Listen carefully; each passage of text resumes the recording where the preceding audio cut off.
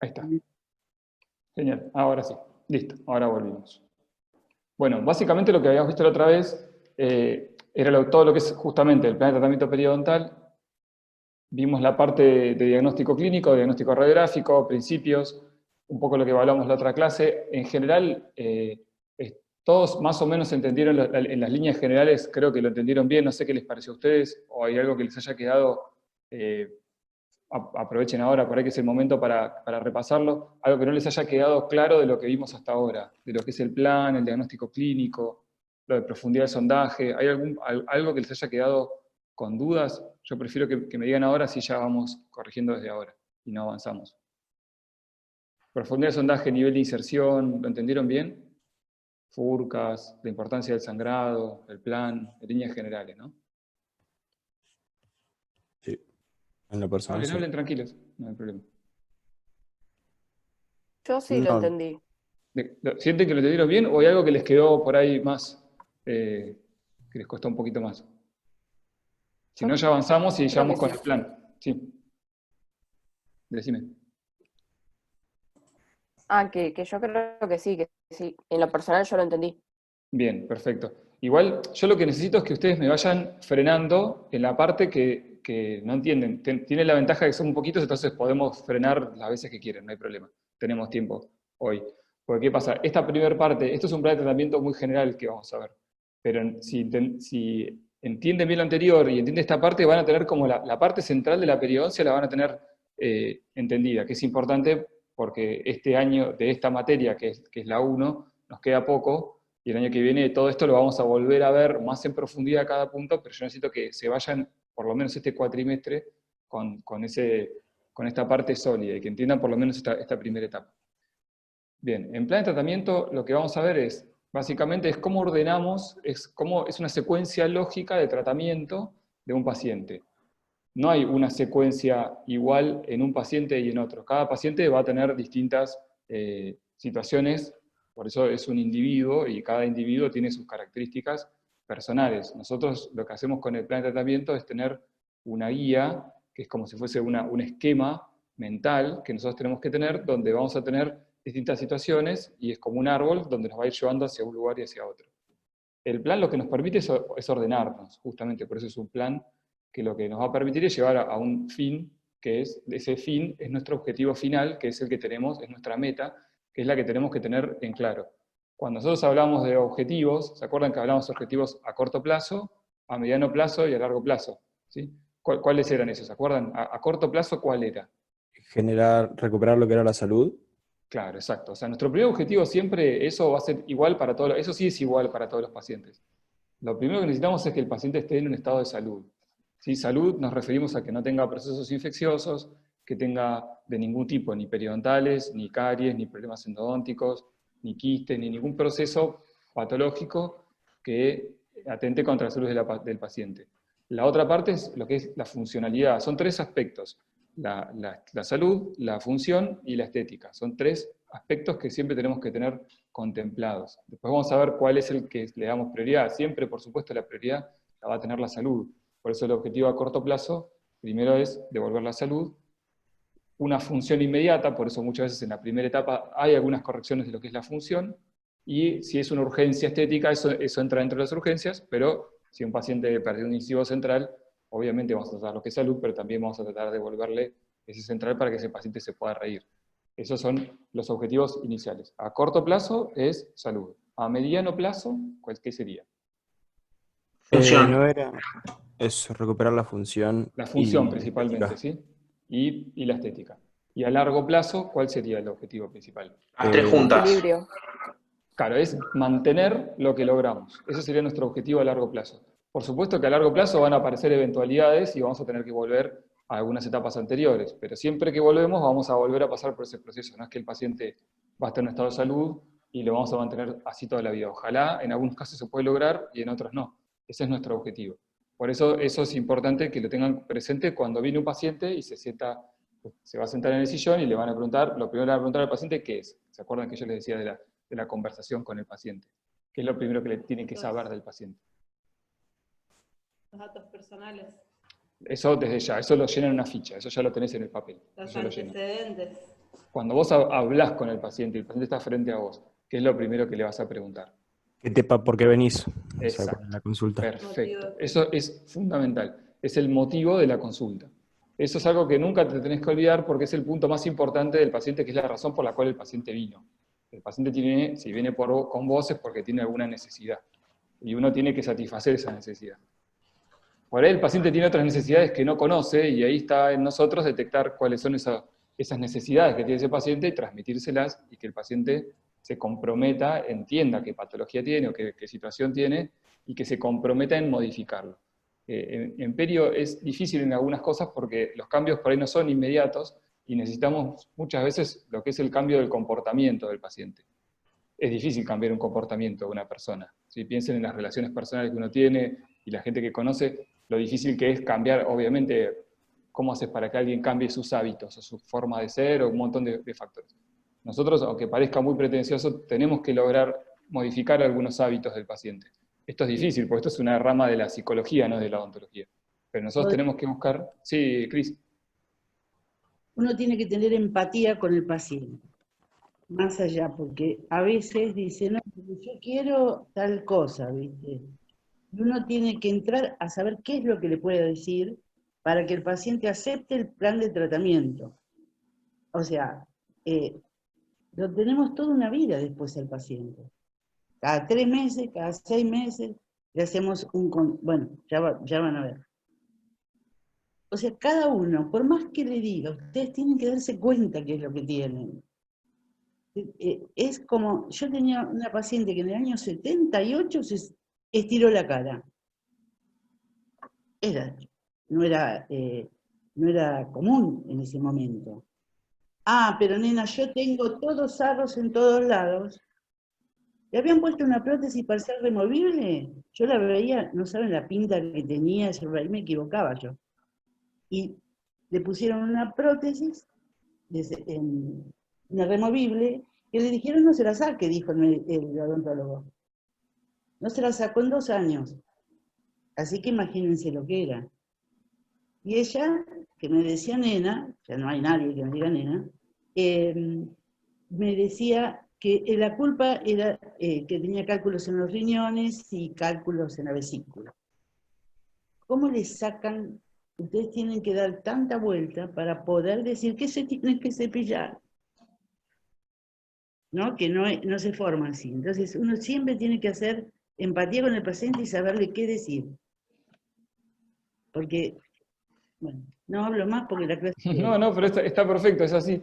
Porque es justamente cada paciente que les va a tocar va a tener su historia personal y sus características, y hay gente que tiene más facilidad para incorporar cambios que otros. Hay pacientes que tienen hábitos que son difíciles de controlar, o por ejemplo pacientes fumadores. Es muy difícil No.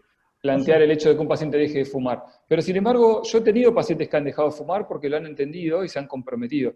Es muy difícil, y en la periodoncia hay un capítulo que, si pueden leerlo, que es muy interesante, un capítulo del INDE que habla, creo que en la parte de mantenimiento, que es el trato, o en la parte de inspección de datos, después se los paso bien, donde habla de la relación de cómo tienen que manejarse con el paciente.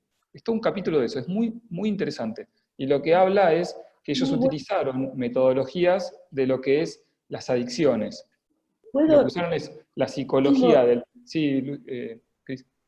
En una odontología preventiva, en un libro de prevención, tengo sacado unas fotocopias que después voy a ver cómo se pueden incorporar, porque es todo lo que uno tiene que pensar. Por ejemplo, cuando reciben al paciente, el primer día el paciente no escucha, está tan ansioso, entonces aconsejan hablar, pero después reflexiona, tiene miedo, piensa que se le van a caer todos los dientes, o sea, es cómo tratar al paciente, con el cual tenés que tener empatía. Si es un ingeniero, es decir, no me puede fallar un higiene oral, porque usted sabe lo que son 45 grados con respecto al higiene oral, el tipo se pone contento. Saber, un poco hay que adularlo, y nunca hacer una obligación. Porque si hace una obligación, claro, la peor estrategia que podés tener es decirle a lo que tiene que hacer el paciente. Decís, vos tenés que hacer esto, tenés que hacer esto. No, lo que vos tenés que hacer es, o intentar hacer, no es algo fácil, es tratar de que el otro entienda el problema y entienda que el problema es de él y que él tiene un problema. Entonces, cuando el paciente entiende que tiene un problema, tiene que buscar la solución, y uno le ofrece la solución. Esa es la mejor estrategia, porque la relación en la que uno es el que tiene la verdad y el otro es el que está equivocado, es una situación que para alguien que tiene un mal hábito es muy difícil es prácticamente imposible, está estudiado esto por la psicología. Por eso se busca lo que dice Chris, que es la empatía, que es primero entender cuál es la situación del otro paciente, y después lograr que el otro paciente acepte, se comprometa y entienda que quiere ese cambio. O sea, el que tiene que querer el cambio es el paciente, no nosotros. Nosotros somos la solución, o una solución para ese paciente. Podrá elegirnos o no a nosotros, pero nosotros tenemos que buscar esa manera de hacerle entender que el mecanismo de curación de su situación requiere que él modifique hábitos. Si él no modifica ese hábito, ese paciente, el tratamiento no va a funcionar bien o va a llevar mucho tiempo, y probablemente también eso es algo importante, que no intentar directamente en la primera sesión que el paciente cambie todo. Es un proceso lento. Por ahí hay pacientes que necesitan tenerte confianza primero, entonces primero por ahí uno los deja que entren en confianza y tengan una situación de seguridad, y ya en una situación de seguridad uno puede empezar a jugar con esos mecanismos psicológicos para que el paciente pueda empezar a modificar algo. Hay pacientes más maleables en ese sentido, y otros pacientes que son más duros y más resistentes al cambio. Lo que sí está demostrado que no funciona es que nosotros lo retemos al paciente y le digamos, vos te estás cepillando mal y esto así no funciona. Eso nunca funciona, nunca, en ningún caso. La única forma que el paciente va a cambiar el hábito es que él quiera cambiar el hábito. Y para eso hay que hacer todo un trabajo donde uno tiene que lograr ese cambio. Eso es lo que más o menos, en resumido, es lo que dice, pero léanlo, que está muy bien, realmente es muy interesante cómo está diagramado, porque está pensado desde otro lado, desde una formación que nosotros no tenemos, que es la parte psicológica, ¿no? Que es fundamental. Por ahí vemos algo en niños, pero es muy poco lo que vemos en adultos. Una pregunta, Sí. el mejor ejemplo sería la tinción de la placa bacteriana, ¿no? La Sí. demostración del mal cepillado. Exacto. Por eso es importante, eso es un factor, donde vos lo que le estás diciendo al paciente es, mira, vos tenés esta situación. Eso lo que va a hacer en el paciente es entender lo que sucede, porque eso es fundamental. Es muy difícil por ahí pasa como dice Cris, no, yo tengo, dice, acá en mi barrio hay el agua tiene mucho sarro. Y la pava se me llena de sarro, entonces yo tengo sarro. Hay que desmitificar eso sin confrontar. ¿Sí? Eso es lo que es importante, porque la confrontación, la primera reacción a la confrontación es la resistencia. Entonces lo primero que uno tiene que hacer es, de a poquito, tratar de que la persona desvalide esa teoría que tiene y ir construyendo una nueva teoría que sea más sólida que la teoría anterior. Eso es un trabajo más complicado, pero bueno, eso es importante entenderlo, y en perio les va a pasar, los que hagan perio, que van a tener que lograr ese efecto, porque si no el tratamiento no les va a funcionar. Porque si el paciente no logra controlar la higiene o no logra comprometerse, el tratamiento no funciona. Y si es un paciente con esas características, el tratamiento es distinto. No es que no lo vas a tratar, pero el tratamiento va a ser de otra manera. Si yo un paciente tiene un cepillado muy vigoroso y muy traumático, y no modifica eso, yo no le puedo hacer una cirugía a ese paciente para corregirle los márgenes de la encía. Necesito que modifique ese hábito. Si no, no lo hago. Porque si lo hago, después el tratamiento fracasa, y el responsable del fracaso soy yo, no el paciente, que hice un tratamiento que no estaba indicado en ese paciente. Por eso todo esto que les digo de la evaluación previa del paciente. Como decía Chris, el paciente tiene que aceptar tu plan. Vos presentás un plan al paciente y el paciente lo acepta, y es como un contrato que tenés con el paciente. Vos aceptaste esta situación. Después, por supuesto, no podemos predecir todo lo que va a suceder, pero sí tenemos un plan en común con el paciente. El paciente lo acepta y se compromete. Lo que no podemos hacer, que es un error muy común, pero muy común, sobre todo porque muchas veces por una cuestiones de costos o organización, o depende del lugar donde trabajen, a veces no tenemos tanto tiempo para estar con el paciente. Pero la realidad es que yo, por ejemplo, en mis consultas, yo estoy 1 hora con el paciente en la consulta. Lo que necesite, yo me dejo 1 hora disponible. Por ahí a veces hay pacientes que en 15 minutos entienden todo rápido y va bien y arrancamos. Pero en la mayoría de los pacientes te lleva por lo menos media hora de conversación, hablar con el paciente, explicarle qué es lo que tiene. A uno le lleva tiempo hacer el diagnóstico, tiene que evaluarlo. Yo la mayoría de las veces les saco la foto, les muestro las fotos que les saco, les explico lo que tiene. Ese proceso es muy importante. Es muy difícil que un paciente venga y lo atiendas el mismo día y le hagas algo a ese paciente. ¿Cómo le voy a hacer yo un tratamiento si yo no sé ni nada de ese paciente? Primero le explico lo que tiene, lo entiendo, lo evalúo. Muchas veces solamente a vos y la próxima vez viene a que le explique el plan. Porque por ahí necesito un estudio complementario, necesito armarlo. Podés empezar con algo que vos ya sabés que vas a hacer, pero mucho más no. Y eso es muy importante porque el paciente se siente contenido y entiende que vos lo estás viendo en forma integral. Eso es lo ideal, ¿sí? Que es lo que deberían apuntar.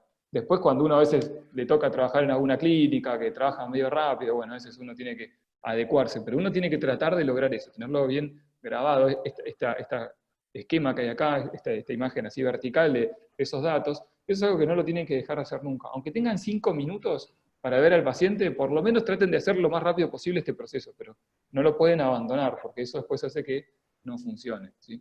5 minutos, no conoces a nadie. No, digo, lo que les digo es, aunque a mí me ha pasado tener que trabajar en lugares donde no tengo tiempo para tener, y uno de alguna manera siempre, de alguna manera si vos querés, podés armar un plan y organizarlo. Por ahí ganarás menos dinero, pero a la larga siempre va a ser, el paciente va a tener más fidelidad con vos, y es algo que hay que hacer. Pero bueno, eso es un tema más de lo que toca. Yo acá lo que tratamos de hacer es que ustedes entiendan lo básico y lo central de cuando uno hace el plan. Esto no es de periodoncia, esto es de toda la odontología. El paciente es un paciente, no es un paciente periodontal, es un paciente, con un montón de cosas. Por eso yo necesito que ustedes se tomen ese trabajo de evaluarlo, y ojalá el año que viene, o bueno, si este año ustedes ya no van a ver pacientes, calculo, pero el año que viene, cuando arranquemos con los pacientes, que hagamos este proceso juntos, con los docentes, donde ustedes van a pedir los estudios y vamos a ir armando un plan completo del paciente, integrado, ¿sí? Si bien nosotros vamos a hacer solamente la porción que nos corresponde de la perio, sí que ustedes tengan en mente, y eso los vamos a ayudar nosotros, porque ustedes por supuesto no tienen la experiencia clínica de hacer un plan, un proyecto general, sino que lo que tienen que hacer es básicamente lo de perio, pero los vamos a ir ayudando para que puedan ir ya practicando para cuando arranquen con las integradas, donde ahí sí van a tener que resolver el paciente en conjunto. Cris, no sé si quieres decir algo más o ya pasamos al plan. Yo lo único que decía que a veces uno no llega a conocer al paciente, o no es capaz de hacerle. A mí me pasó una vuelta en la motivación. Yo decía, durante 20 años, decía periodoncia de Chávez, del padre de los chicos, de los titulares de prótesis. Y entonces tenía el paciente, yo creo que el único interés que tenía el paciente era salir rápido del consultorio porque se iba a comer un mecánico.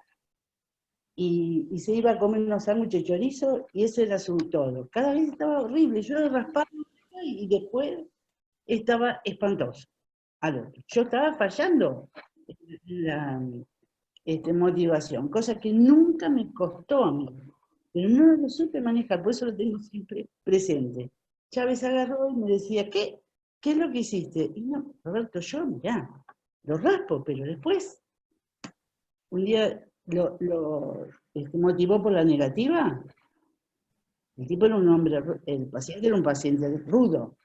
Yo nunca lo hice, digo, no lo podría haber hecho. Le sacó toda la saburra que tenía y le dijo, hasta el apellido me acuerdo del paciente, cómaselo en un pan, se lo untó como si fuera manteca. No me quería morir, pero no saben, a la otra sesión vino que brillaban los ojos del paciente. Es una motivación de impacto esa, pero está bien, funcionó, está muy bien. A veces hay gente que necesita que le hagas algo así. Pasa que uno hoy no sé si podemos hacer eso, pero porque el paciente te puede denunciar directamente, pero hay gente que necesita así, ser más explícito y poder explicarle más de esa manera. A mí lo que me funciona muy bien es el tema de las imágenes. Yo lo que les hago es, les saco una foto bien nítida y les amplifico la foto, entonces ellos ven la placa. Lo mismo funciona con el revelado. Y les explico que eso son bacterias. Y ahí el 90% de los pacientes ya con eso es suficiente y muchas veces no lo quieren ni mirar. Pero sí, lo que dice Cris es así. Obviamente, hay gente que necesita chocarse con la realidad y ahí por ahí hace el clic y lo entiende. Y bueno, ahí arranca. Pero sí, es así, Cris, tal cual. Nosotros en general somos más, tratamos de ser lo más a menos posible con el paciente, pero sí, funciona eso también. Sí. Mucha empatía con los pacientes. De hecho, me dicen, no lo voy a acompañar. Si yo les derivo a alguien, vos me acompañás, me dicen, ¿no? Pero qué cariño, son 46 años ya. Porque yo no hago más práctica privada. Entonces, yo les encuentro, no sé, les encuentro. Yo miro a los chicos, vos viste, pero yo miro a los chicos dando examen, sé si estudiaron o no estudiaron, me están chanteando o no. Entonces, siempre tengo empatía, me encanta la gente, a mí me encanta relacionarme con la gente. Entonces, he tenido suerte en estos 46 años, 47, qué sé yo. Me recibí en el 73. Bueno, cuando vos naciste, Sí, está ahí bien. está. Bueno, Bien. esto en realidad ya lo vimos. Quería como un poco repasar y ponernos de vuelta en tema de dónde estábamos. Esto ya lo vimos bien, lo que era el orden, ya fuimos dando clases. Cristina les va a dar después la clase exclusiva de pronóstico, que es solamente de pronóstico, y después lo que es el plan de tratamiento, eso viene después. Esto es como un plan de tratamiento inicial, digamos, como para empezar. Acá están los objetivos que habíamos dicho, que muy bien se los acordaban, esto está muy bueno. Dijimos entonces que el plan estaba compuesto primero, obviamente, por las urgencias, porque si un paciente tiene una urgencia, no te vas a poner a hablar de otra cosa que no sea la urgencia y lo vas a resolver, pero una vez resuelta la urgencia, pasamos por la fase etiotrópica o causal, que es la terapia básica, que es donde tratamos las causas de las patologías, ¿sí? Tanto de caries como enfermedad periodontal, algún problema oclusal, todos los factores que afectan al paciente y negativamente que se lo alejan de la salud. Una vez que logramos mantener esta situación y estamos en paciente de salud, lo que tenemos que lograr es inmediatamente pasamos a una fase de mantenimiento. Si el paciente con la terapia básica es suficiente y no requiere otro tratamiento adicional, el paciente queda en mantenimiento. Si necesita alguna terapia adicional, por ejemplo, hacer una cirugía regenerativa, hacer un implante, hacer ortodoncia o hacer alguna corrección, viene lo que es la fase correctiva. Esto no quiere decir que uno abandona el mantenimiento. El mantenimiento ya es de por vida. Nunca más el paciente se va del mantenimiento una vez que llegó ahí. Puede volver a la terapia básica y volver al mantenimiento, pero no deja nunca de hacerse mantenimientos aunque el paciente ya esté en salud. Porque justamente la salud, el mantenimiento es el mantenimiento de la salud, ¿sí? Finalmente, una vez que está corregida lo que hay que corregir, viene la fase restauradora, que es la parte de rehabilitación final, digamos. Nosotros podemos hacer en un paciente una corona provisoria, que se hace en la terapia básica, y recién se hace la corona definitiva en la fase restauradora. O sea, cuando nosotros ya pasamos por todas estas etapas. Ya se los dije la otra vez, pero la fase restauradora, si bien está al final del tratamiento, en cuanto a la definitiva, por la restauradora es todo, pero la restauración definitiva se instala al final, es lo último que se instala, nosotros tenemos que tener en nuestro plan definido todo este proceso. No es que nosotros vamos decidiendo a medida que va avanzando el paciente. Yo le resuelvo la urgencia, bueno, ahora veo qué hago. Le hago la terapia básica, bueno, ahora veo qué hago. Le hago un implante, bueno, ahora veo qué corona le pongo. No, yo ya sé que ahí va una corona desde el día 1. Yo ya sabía que iba una corona. Entonces, todo mi tratamiento va a que, por ejemplo, imagínense una zona donde no tiene pieza, o tiene una pieza periodontal con un pronóstico irrecuperable. Bueno, yo ya sé que esa pieza la voy a tener que sacar, que voy a tener que esperar, voy a tener que regenerar hueso, voy a tener que poner un implante y voy a tener que hacer la corona. Por ahí, mientras tanto, necesito una prótesis provisoria. Entonces, la extracción, la terapia básica y la prótesis provisoria se hace en la terapia básica. Pero yo ya sé que iba una corona. ¿Está bien? Entonces, esa prótesis provisoria después le toca adaptar para después de que haga la regeneración, después le toca adaptar para cuando haga el implante, y finalmente después voy a hacer la corona definitiva sobre ese implante. Pero eso yo lo tengo decidido de antemano, no es que lo decido a medida que voy avanzando, que es lo que muchas veces pasa, que después termina pasando casos que vos decís, ¿cómo llegaste a esta situación? Donde el paciente tiene implantes por todos lados, terminó y le dice, bueno, ahora me quiero hacer ortodoncia. Y dice, no, ahora ya no va la ortodoncia iba antes, no después del implante. Eso lo tenés que decidir de antemano. Muchas veces el paciente yo le pregunto, le digo, ¿vos querés hacerte ortodoncia? ¿Te la vas a hacer? O dicen sí o no, ni loco para ortodoncia, entonces yo sé que tengo que convivir con una pieza en mal posición y la rehabilitaré de acuerdo a la situación que se me presenta. Pero es algo que yo lo tengo que pensar de antemano. Por eso es importante esto, sentarse, analizarlo por completo y presentarle el plan, con seguridad. Bien, acá está un poco el resumen de lo que hablamos recién. El orden de cómo se va a manejar, y esto usted lo tiene que tener grabado en la cabeza, no pueden no entender este concepto, que es básico para toda la odontología. Resolver la urgencia, entras en terapia básica. Si la terapia básica responde bien, pasamos a mantenimiento.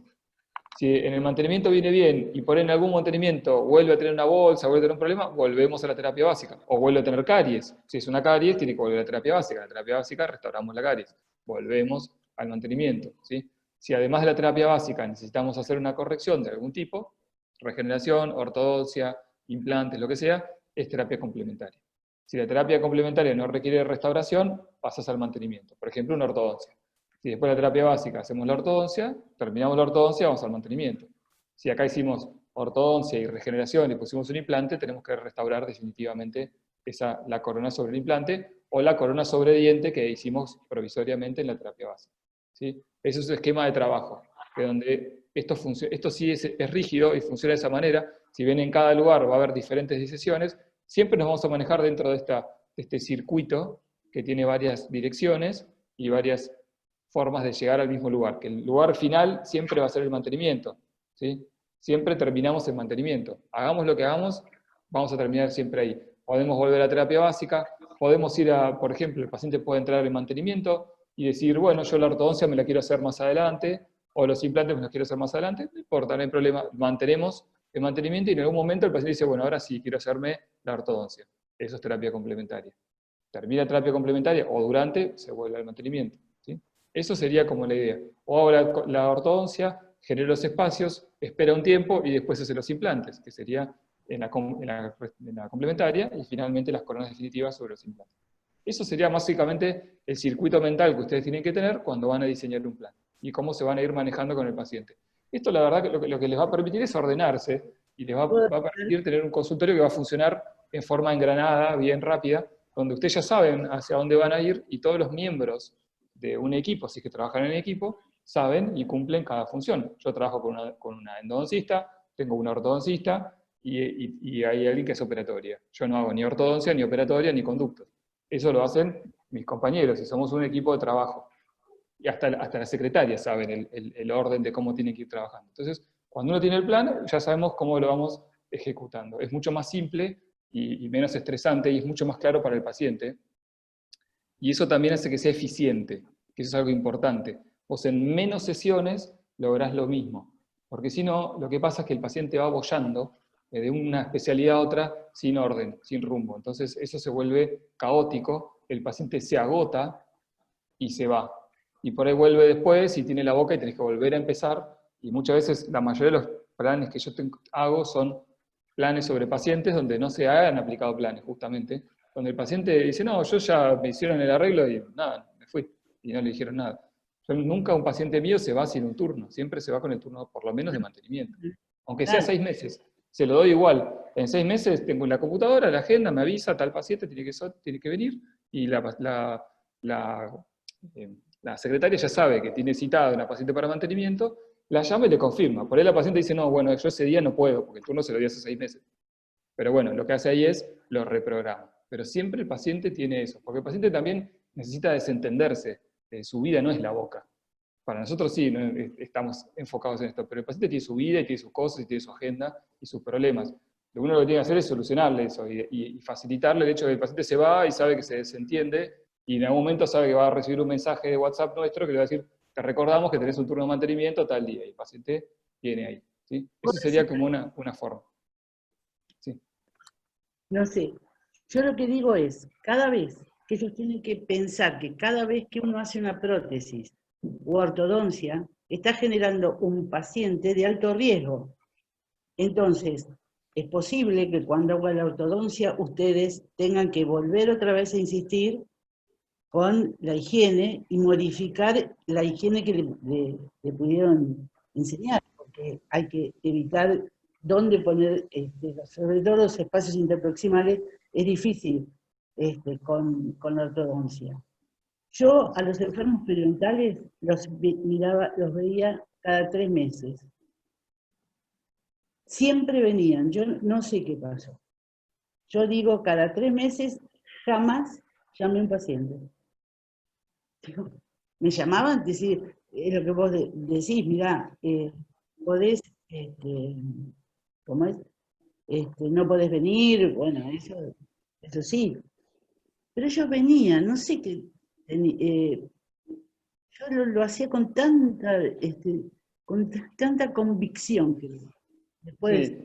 Cuando se compromete el paciente ya solo te pide. A mí me ha pasado que pacientes que se llaman solos, que por ahí quieren atenderse antes, o volvés un turno a 6 meses. De hecho, yo les digo al paciente, Cuando ya le tenés más confianza, que das un turno más alejado, ellos saben y están tan concientizados que hasta ellos detectan por ahí la acumulación de cálculo, dicen, no, yo ya se me está empezando a inflamar, prefiero ver si puedo venir antes. Ya el mismo paciente está tan motivado, que a veces incluso hasta hay que bajarle un poco, que quiere venir a atenderse antes del tiempo que le corresponde, que por ahí realmente no está en riesgo y se quiere atender. Pero es lo que dice Cris, una vez que se motiva el paciente y entiende, porque termina siendo una necesidad para el paciente, que es parte de su higiene y es parte de su salud. El paciente que quiere salud y se acostumbró y entendió la situación, te va a buscar solo, ¿sí? Eso es así. Nosotros lo hacemos por un tema administrativo y organizativo, porque pasa eso. Y también hay algunos pacientes que se relajan y un poco, como ya ven que están bien, sobre todo los pacientes menos graves, tienden a relajarse y por ahí sí, se cuelgan, por ahí vienen al año y pico. Pero bueno, en general son los de menos riesgo. Pero bueno, sigamos porque no vamos a llegar con el tiempo.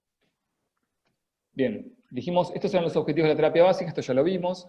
Acá estamos hablando recién de todo esto, la motivación del paciente, para que el paciente entienda y combata su enfermedad, la eliminación de la placa. Bueno, todo esto es lo que se hace en la primera etapa, que es control de infección. Es el objetivo 1 de la terapia básica. Y eliminar todos los factores que retienen placas, ¿sí? Control de eliminación de factores retentivos. Tiene restauraciones, desbordantes, alguna prótesis mal adaptada. Bueno, todo eso hay que modificarlo para que el paciente pueda lograr lo que se llama el autocontrol de placa. Si vos haces una odontología donde desfavoreces o no permitís la higiene, como puede pasar una corona muy desbordante, o una clase 2 que tiene un escalón, el paciente ahí no tiene punto de contacto muy cerrado, el paciente no se puede higienizar. Si no se puede higienizar, se va a acumular placa y no estamos cumpliendo el objetivo 1 de la terapia, que es el control de infección y el control de placa. Bien. Esto ya lo vimos, restauradora, complementaria. Acá están esto es lo que hablamos recién, se los paso porque si no se nos va a hacer largo. El mantenimiento, que vamos a tener después una clase de mantenimiento, es la prevención, la detección y el tratamiento precoz. Vieron que yo la otra vez le ponía como una foto de un molar grande, con un puntito negro, que era una caries chiquitita.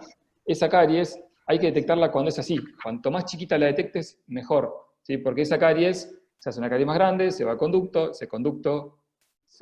después lleva una corona o una incrustación, que después se rompe una pared, después va una corona, después va un implante, y al final todo ese proceso empezó con un puntito que lo podríamos haber detectado en un momento, y le podemos haber evitado al paciente pasar por todo ese proceso.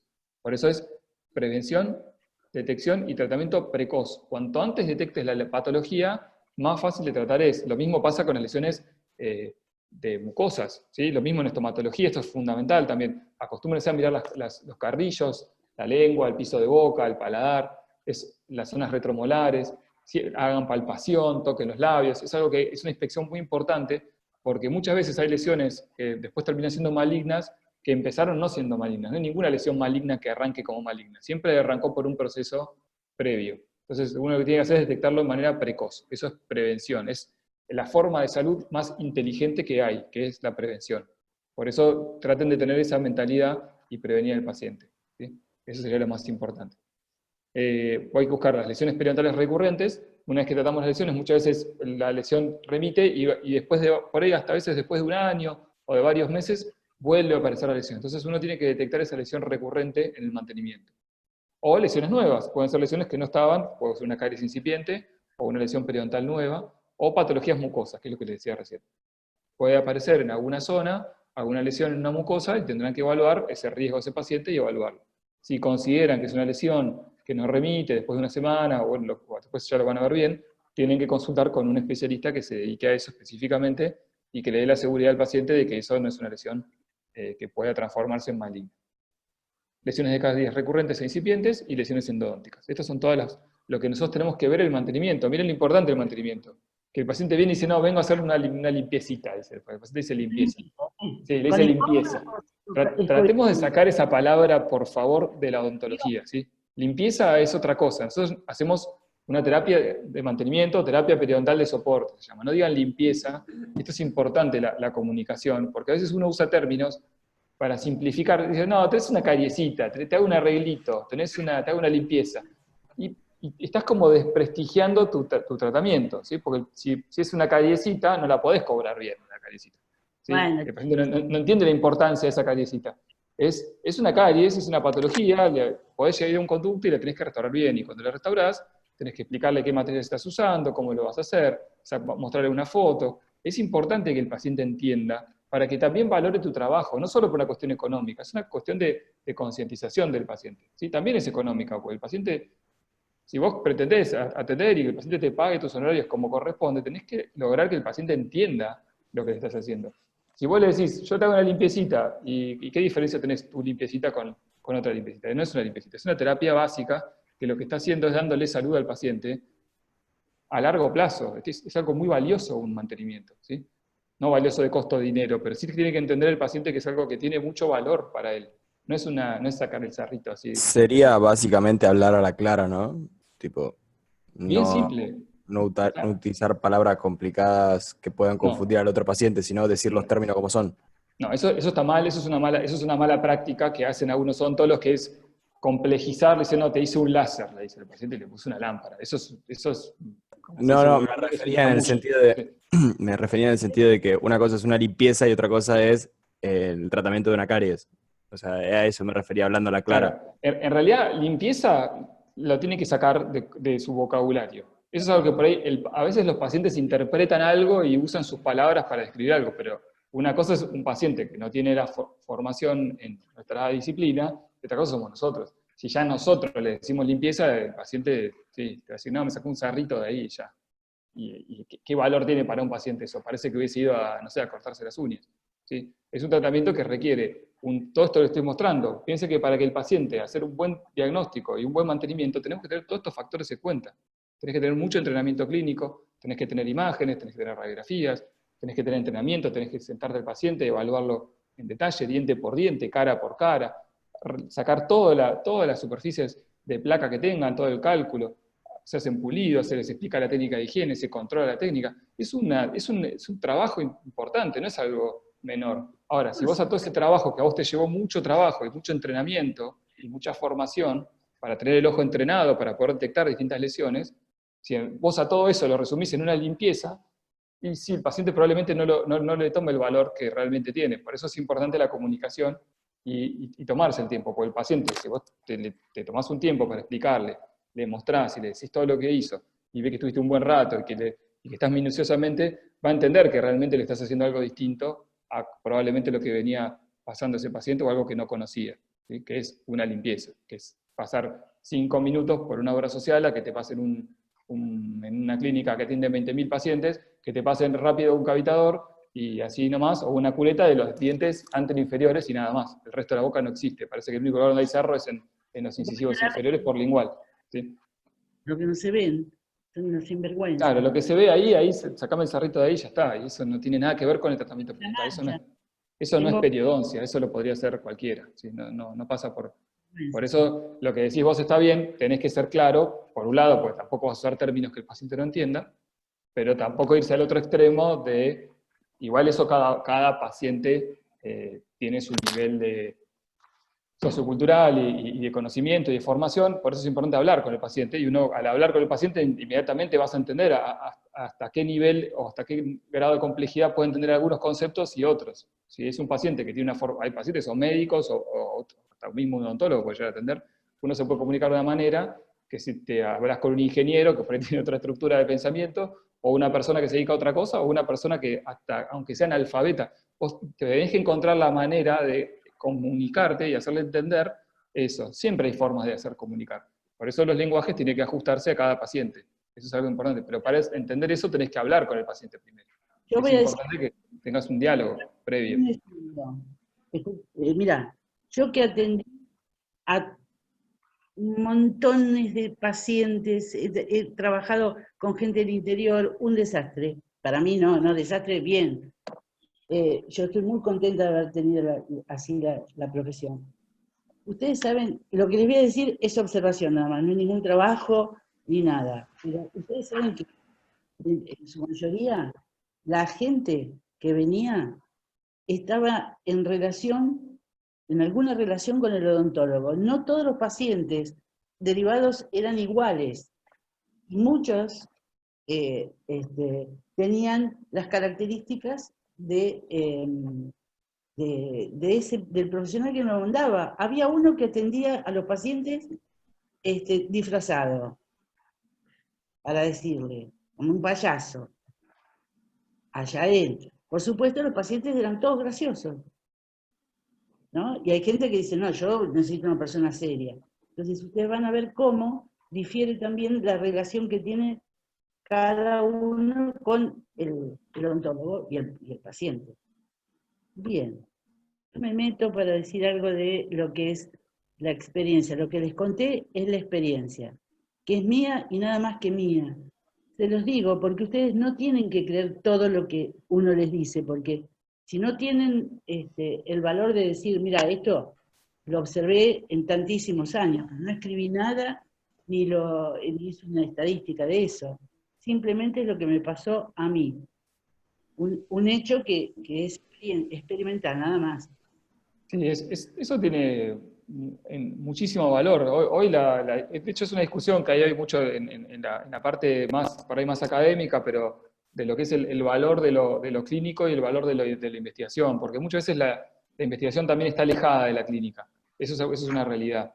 Es muy importante, y sobre todo este tipo de cosas que están muy, muy vinculadas con la atención clínica. Nosotros somos clínicos. Yo soy clínico, hago investigación, me gusta, pero yo soy principalmente clínico y mi vida es atender pacientes y atiendo pacientes. Y la docencia me encanta y lo hago porque me retroalimenta todo. Es lo ideal. Yo soy un agradecido, yo tengo la posibilidad de investigar, la posibilidad de enseñar y aprender, y la posibilidad de atender pacientes. A mí el paciente me enseña, la investigación me enseña, la docencia me enseña. Cuando uno prepara una clase tiene que volver a repensar muchas cosas, y muchas veces en ese proceso de repensar descubrís conceptos que no tenías, o cuando escuchás a otra persona, como me pasa con Cristina, que me cuesta sus historias y sus experiencias, y son todas herramientas que uno va sumando. Después eso te va generando dudas y después lo aplicás a la investigación, o lo tirás en la docencia y ves también muchas veces la evolución, que eso está bueno en ese sentido. Por eso la experiencia clínica es fundamental. A mí me encanta escuchar gente que tiene experiencia clínica porque hay cosas que no te las aprendés con la clínica. Y poder transmitir experiencia clínica es fundamental. Por eso para nosotros esto es tan difícil, porque lo que nosotros necesitamos es que ustedes vean pacientes y tengan sus propias experiencias.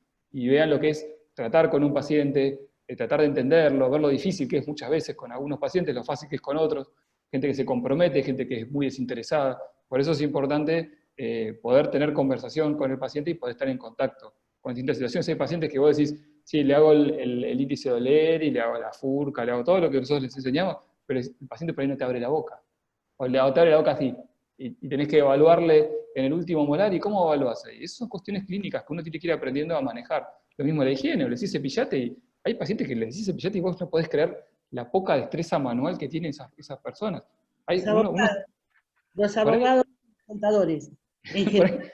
vos les explicás, ponés 45 grados y lo pone y decís, pero no puede ser que no lo entiendan. Y bueno, uno tiene que saber que sucede eso, porque si no, vos creés que el paciente se está cepillando bien, y pobre, por ahí no es mala voluntad del paciente, es un problema de motricidad. Entonces tenés que aprender a ver esas cosas. ¿Sí? Sí, No, que te quiero decir que hay profesiones, los ingenieros son por ejemplo, son bastante buenos, porque ustedes le dicen 45 grados, o así inclinadito y ellos ya saben. En cambio, los abogados, los contadores, son, no les digo un filósofo que me tocó, era imposible, pero, o sea, depende de lo que él haga o las ideas que tenga, son mejores o peores. Hay un chico es el jefe auditor de idioma, alumno mío, y decía, ¿quién se lo hizo? Los pintores sin manos. Y hay gente que ni siquiera puede manejar el cepillo. Bueno, sí, es así. perdón. Por eso es importante, sí, eso, que nosotros por ahí van a ver que nos vamos un poco de la clase, pero es importante, ustedes no saben lo valioso que es todo esto para aprender. Realmente está muy bueno que lo puedan ver, y está bueno si más adelante, cuando terminen las materias, que puedan ser docentes y estén en cátedras donde ustedes ven muchos pacientes. A mí me ha aportado mucho a lo clínico estar con gente formada, muy, muy bien formada, y estando atendiendo pacientes en la facultad. Muchas veces en la facultad, yo estuve, es la cuarta facultad en la que por suerte tuve varias situaciones de distintas facultades, y estar en grado y en posgrado, y ver mucha cantidad de pacientes, y ver los pacientes de los alumnos. Entonces a nosotros los docentes, en general clínicos, se nos suma la experiencia que nosotros tenemos del consultorio más la experiencia de lo que pasa en la facultad. Por ahí vos en una tarde vemos 60 pacientes. Entonces, la cantidad de situaciones clínicas a las que estamos expuestos, por eso es importante que vean, y es muy importante, yo los hago sentar, les hago tocar la encía, les hago apretar para que vean cuándo supura, cuándo hay sangrado, cuándo está bien, cuándo está mal, hagan el sondaje. Hay cuestiones que tienen que ver con el tacto, con la visión, con un montón de factores, la curación. Muchas veces viene un paciente con una lesión y la tratamos y ven cómo viene la semana, cómo viene a los 30 días, cómo viene a los 3 meses. Ese proceso, lamentablemente este año no lo podemos hacer, pero el año que viene yo quiero que tengan la mayor cantidad de cosas en su mente y de ganas para que puedan hacerlo y aplicarlo a los pacientes. Van a ver que cuanto más entretenido y cuánto más van a disfrutar de ver las bocas del paciente cuando tengan estos conceptos bien claros. Por eso soy tan insistente con esto. Bueno, vamos porque si no, no vamos a llegar. La terapia básica, esto ya lo vimos, no les quiero repetir, este cuadro ya lo vieron. La secuencia clínica de terapia básica también la vieron. Vimos motivación, hablamos recién bastante. Acá esto ya lo hablamos. La secuencia clínica es la motivación, la enseñanza de higiene, el traspaje de las superficies radiculares y coronarias, la eliminación de los factores retentivos, la extracción de las piezas irrecuperables, eso se hace en la terapia básica. Si una pieza ya no tiene posibilidades de quedarse en boca y no hay forma de que nosotros la podamos recuperar, esa pieza es mejor sacarla en la terapia básica. Ya de movida se decide sacarla. Por ahí la podemos demorar un poquito por alguna necesidad protética o algo, pero en general se saca en la terapia básica. Si hace falta se dan antibióticos o antisépticos. Armonización oclusal, si hay una pieza que está en contacto prematuro o hay mucha movilidad, es conveniente ajustar la oclusión y, en el caso de ser necesario, ferulizar, que también vamos a ver este tema. Y las prótesis provisorias. Todo esto que ven acá se hace en la terapia básica. Es un montón de trabajo. Esto se hace en la primera etapa. Fíjense que acá no estamos hablando ni de ortodoncia, ni de regeneración, ni de implantes, ni de prótesis. La única parte protética es la provisoria. Todo esto nos lleva mucho tiempo, ¿sí? Que es la terapia básica. Es la parte más importante de la terapia. Higiene oral ya vimos, los elementos de higiene oral. Tenemos elementos para lo que es el control de la placa supragingival. Cuando nosotros hablamos de control de placa, hablamos de la placa supragingival, ¿sí? ¿Cómo remueven la placa subgingival con un elemento de higiene ustedes? ¿Hay alguna forma de eliminar placa subgingival con algún elemento de higiene? Piensen si hay algo que les parece que pueda limpiar. ¿Ustedes cuando se cepillan, remueven la placa subgingival? No. O sea, sí. El único elemento que entra subgingival en la parte proximal y un poco es el hilo dental. Es el único elemento que ustedes pueden colocar y que quede en forma subgingival solo por proximal, no por vestibular ni por lingual. Y es parcial ese ingreso, ¿sí? O sea que la higiene oral solamente nos permite controlar una parte de la placa. El resto de la placa no la podemos controlar. Si un paciente tiene placa subgingival, la única forma de controlar esa placa es con la terapia básica, que es con la instrumentación. Por eso es tan importante la instrumentación. El control supra de lo que es placa es solamente con higiene. Nosotros no hace falta intervenir ahí. Si un paciente solo tiene un poco de placa supra, el único tratamiento, y creo que lo vimos en la primera clase, en la primera diapositiva, cuando vimos el tratamiento ese de la clasificación, donde si había solamente inflamación con placa supra, el tratamiento es la higiene y nada más. No necesitamos más que eso. Ahora, si ya tiene cálculo, no, porque aunque sea un cálculo supra, el paciente no puede remover el cálculo con la higiene oral. Requiere instrumentación.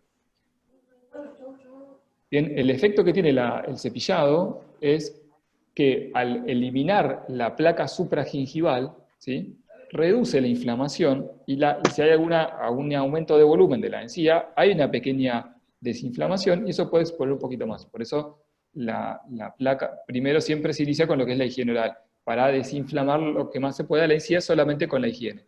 Eso ya se puede hacer desde la primera sesión del paciente, donde lo primero que se le enseña es a higienizarse. Ya cuando viene la terapia de tratamiento, nosotros ya podemos trabajar con una encía un poco más desinflamada. Esa desinflamación la podemos lograr con la higiene y también con elementos químicos, que después lo vamos a ver. Por lo tanto, el efecto del control de la placa supra, es disminuir la inflamación, y el efecto microbiológico disminuye la cantidad y la composición de la placa. ¿Se acuerdan del trabajo de Loe que les mostraba yo? Que la placa era, ¿cómo era la placa inicialmente? ¿Se acuerdan? Que yo les decía al principio que era gram ¿qué? Al principio. ¿Se acuerdan que era gram positiva, gram negativa, aerobia o anaerobia? ¿Sí? Básicamente la clasificación. La primera placa, la placa normal, ¿cómo es con respecto a la tinción de gram? ¿Es gram qué? ¿Se acuerdan? No vieron nada de micro, ¿no? Todavía. es gram positiva y aerobia o anaerobia. ¿Se acuerdan lo que era aerobio y anaerobio? ¿Vieron en micro esto ya o no lo vieron todavía? No tienen micro todavía. No tuvieron micro, perdón, no, entonces Sí, estoy sí, complicado. lo vimos en micro. ¿Lo vieron en micro? La tinción de Gram, ¿se acuerdan? Hay bacterias Gram negativas y bacterias Gram positivas. Y hay bacterias que son anaerobias, en grandes grupos, después hay distintos tipos, pero a grandes rasgos hay Gram positiva, Gram negativa, anaerobias o aerobias, ¿sí? Algunas son estrictas o facultativas, no importa, pero básicamente hay esos 4 grupos. La placa que ustedes tienen supragingival es principalmente aerobia, ¿sí? Porque convive con oxígeno, porque está fuera de la encía, ¿sí? La placa subgingival está en un lugar donde no hay oxígeno, por lo tanto los microorganismos que crecen ahí son principalmente anaerobios y más gram negativos que gram positivos. No es que no pueda haber uno en otro, pero es predominancia sobre ese tipo. Por eso lo que hace el efecto microbiológico que tiene la reducción de la bolsa es, al reducir la bolsa, estás modificando, ¿se acuerdan lo que yo les decía de la enfermedad periodontal, del medio? Que nosotros trabajamos principalmente sobre el medio bucal, porque nosotros lo que hacemos al reducir la profundidad de bolsa es modificar el medio. Si vos tenías un medio que era anaerobio, porque estás en un sobre abajo de la encía, donde no hay oxígeno, las bacterias que van a crecer en esas condiciones son anaerobias. Las bacterias crecen, depende de las condiciones que tienen. Si vos le pones condiciones aerobias, crecen aerobias. Si le pones condiciones anaerobias, crecen anaerobias. Por eso, las bacterias están ahí dando vueltas en distintas composiciones. Depende el ambiente que tengan, más favorable o más desfavorable para uno o para el otro, van a crecer más anaerobias, o más aerobias, o gram más negativas, o gram positivas. ¿Sí? Es una situación muy, muy compleja, es toda una disciplina de la periodoncia, pero a grandes rasgos lo que hacemos es eso, a nivel macro. Si uno remueve el cálculo y disminuye la inflamación, disminuye la bolsa. Al disminuir la bolsa, hay mayor cantidad de oxígeno, o sea, hay menos bacterias anaerobias, que en general las bacterias anaerobias son las más patógenas, son las que más inflaman en sí. Entonces, estamos volviendo para atrás solamente controlando la higiene. Por eso cuando un paciente tiene mucha placa y tiene inflamación, y se empieza a cepillar bien, y remueve la placa supla, la encía se desinflama y cambian las características. ¿Sí? Eso es una de las primeras cosas que tienen que ver. ¿Cómo podemos mostrarles lo que hablábamos, no sé quién nombró hoy, los reveladores de placa? Acá estos son los reveladores, hay un tono o bitonos, donde uno lo que hace es poner en evidente la placa para el paciente, y tiene un efecto motivador muy importante, y si alguna vez nunca lo hicieron, háganselo ustedes, y van a ver lo difícil que es remover la placa. Mucho más de lo que ustedes creen. Si yo me hago un revelado de placa ahora, tengo un montón de placa, y me lavé los dientes hace 2 horas. Sí, es muy difícil, mucho más difícil de lo que uno cree, remover la placa. Por eso es importante el efecto motivacional que tiene la tinción. No solo eso de ver el color y que te impacta, es decir, todo eso son bacterias, que para el paciente eso es. A veces no hace falta, yo esto no lo hago con todos los pacientes, esto sería una herramienta que la tenemos que tener para algunos pacientes en particular. Ustedes lo van a hacer como un ejercicio de diagnóstico y una capacitación, pero esto no se lo van a hacer a todos los pacientes en su consultorio. A los pacientes, porque se ven así todo colorado, todos microorganismos son. Claro, tiene un efecto de impacto, es un poco lo que decía Cristina con untarle la alma, es lo mismo, es decir, todo eso que estás viendo ahí son bacterias, ¿sí? Eso lo tiene que tener claro.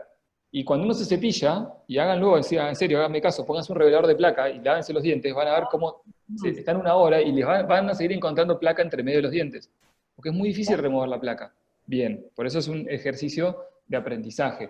Y si a uno al paciente le pueden dar el elemento para que lo haga en la casa, que se cepille, como se cepilla normalmente, y que empiece a mirarse dónde les queda lugares, y después que complete la higiene. Y ahí va a entender bien lo que es la higiene.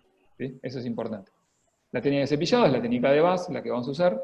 ¿Qué tenés ahí, Cris? El hilo dental, por supuesto, sí, el hilo esencial.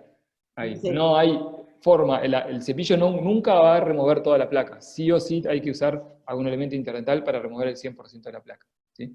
Que haya pacientes que no se cepillen bien y estén en salud, eso tiene que ver con otro factor que tiene que ver con lo que hablamos al principio, que es con el huésped. Hay pacientes que no son susceptibles. Entonces por ahí tienen un control de placa más o menos, y no tienen bolsa, no tienen caries, no tienen nada. Pero eso tiene que ver con otro factor. Lo que nosotros sabemos es que si removemos la placa, todos los pacientes se pueden mantener en salud. Por eso es importante que sepan higienizarse bien. ¿Sí? Esa es la técnica, 45 grados, esto después lo vamos a ver bien, ya lo deben saber seguramente, 45 grados, en forma horizontal, muy suave, sin generar presión, porque las cerdas si no se doblan y no limpian bien, con mucha suavidad, son más o menos 20 pasadas, son 10 pasadas por cada, o sea, 10 idas y vueltas, son 20 pasadas por cada grupo, entre el diente y la encía, como se figura acá. Eso igual después se va ajustando a cada paciente. Higiene interdental, ¿sí? Es lo que dice acá, ningún cepillo va a remover la totalidad de la placa proximal, por eso necesitamos utilizar algún elemento de higiene. ¿Qué elementos de higiene hay? Básicamente los que van a usar ustedes son dos. Lo que yo les quiero que aprendan a utilizar bien son dos. Son los que tengo nada más, ¿eh? ¿Cómo? Son los que tengo. Está bien. Hay dos elementos que son los que funcionan mejor, los demostrados que realmente son efectivos en la remoción de placa. Uno es el hilo dental, que es el ideal, digamos, para algunas situaciones, sobre todo en situaciones donde no hay pérdidas muy severas. Un paciente, digamos un paciente sano, donde no tiene pérdida de inserción, nosotros podemos prevenir. El mejor elemento de higiene es el hilo, sin lugar a dudas, ¿sí? ¿Por qué? Porque el hilo va a tomar la forma del diente y va a permitir la higiene, como se ve acá, que se hace hacia un lado, donde el hilo se abre y se vuelve como una pantalla, donde eso permite remover todas las caras proximal del diente, hacia un lado y hacia el otro, ¿sí? Hay distintas técnicas, después lo vamos a ver, pero básicamente sería ahí. ¿Ven cómo acá se ve la imagen que penetra subgingivalmente? Esto con el hilo no podemos, con el cepillo no se puede. El cepillo más o menos, para que tengan una idea, penetra 0,5 milímetros subgingivales, es muy poquito lo que penetra el cepillo. El hilo no, el hilo puede ir bastante más apical y puede meterse incluso dentro del surco en el área proximal y permitir la remoción de placa mucho mejor. Siempre la presión que se ejerce sobre el hilo es hacia el diente, nunca es hacia la encía, ¿sí? Nosotros lo que estamos limpiando es la superficie dentaria, por eso se hace un movimiento, después lo vamos a ver. Si tenemos una pérdida más severa, donde está expuesta la raíz, y el espacio es grande, como se ve en esta imagen de acá, es más efectivo el uso de cepillos interdentales. Hay distintos cepillos con distintas formas y distintos diámetros, que lo que nos permiten es, por eso sí o sí tiene que ser cepillo, que nos permite limpiar con cavidades. Por ejemplo, hay raíces que tienen una anatomía, por ejemplo, la raíz mesial del primer molar inferior, por distal, tiene una concavidad siempre, casi siempre. Si nosotros pasamos por él no se puede pasar un hilo, pero si pudiésemos pasar un hilo por acá, si yo paso el hilo, la zona más cóncava no se limpiaría. Por eso sí o sí necesitamos un cepillo que tiene cerdas que se meterían en esos espacios, ¿sí? Es mucho más efectivo la higiene con un cepillo interdental que con un hilo, cuando el espacio es grande. Cuando el espacio es pequeño, el mejor elemento es el hilo, ¿sí? Cepillo. Sí, Cepillito. cepillo interdental, tal cual. Esos son los elementos más utilizados. Después los vamos a ver y vamos a tener clases de eso seguramente, pero ya para que vayan teniendo los parámetros más claros. Después hay un montón de cosas por todos lados. La industria de los laboratorios de higiene les van a mostrar 20.000 cosas. Hay laboratorios muy buenos, ustedes los van a conocer, va a venir Colgate, va a venir Albe, va a venir GAM, van a poder ver los del Hidium, todos los elementos de higiene que son muy buenos, pero van a tener que aprender a seleccionar, porque hay mucha cantidad de elementos de higiene, cuáles son los más adecuados para ese paciente, ¿sí? Dentro de elementos con buenas calidades. Bien, ya vimos lo que es, esto es lo último y ya terminamos. Vimos lo que es enseñanza de higiene oral, y nos queda ver el tema del raspaje, ¿sí? Que no vimos nada de raspaje todavía. No nos queda mucho tiempo, pero bueno, vamos a ver el objetivo. El objetivo del raspaje, hay una definición que es el raspaje alisado radicular, así lo van a ver en los libros, ¿sí? Que es la eliminación del cálculo de la superficie radicular, ¿sí? Por eso se llama el alisado radicular. Vamos a ver la diferencia entre raspaje y alisado, ¿sí? Que hoy en algunos aspectos esto cambió, ustedes van a aprender a hacer todo el proceso, que es el raspaje con curetas, el alisado radicular, lo tienen que aprender a hacer y lo tienen que saber hacer sí o sí, es un elemento donde si no lo hacen no pueden avanzar, pero después yo necesito que ustedes aprendan a utilizar lo que se utiliza hoy mayormente, que es el ultrasonido. Si son los dos elementos, como en la endodoncia, originalmente era una endodoncia manual, y hoy es mecanizada, la periodoncia de raspaje manual va achicándose y va ganando cada vez más lugar la instrumentación manual por un montón de factores que ahora vamos a ver.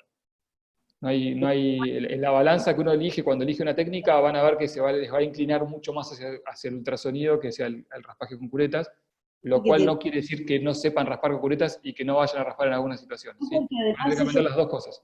¿Sí? No todos van a tener. Yo digo, y el que está en una salita, el que está en un hospital público tiene que raspar. Sí. No Con lo que sea, con lo que tenga a disposición. Por eso, yo pienso que tienen que saber todo y usar Todo. Ujú. ultrasonido con las puntas esas tan chiquitas como son. Ustedes no pueden salir de acá sin saber raspar con curetas y no pueden salir de acá sin saber usar un ultrasonido. Son dos cosas que yo necesito que las cumplan bien porque es lo que van a hacer después en su práctica.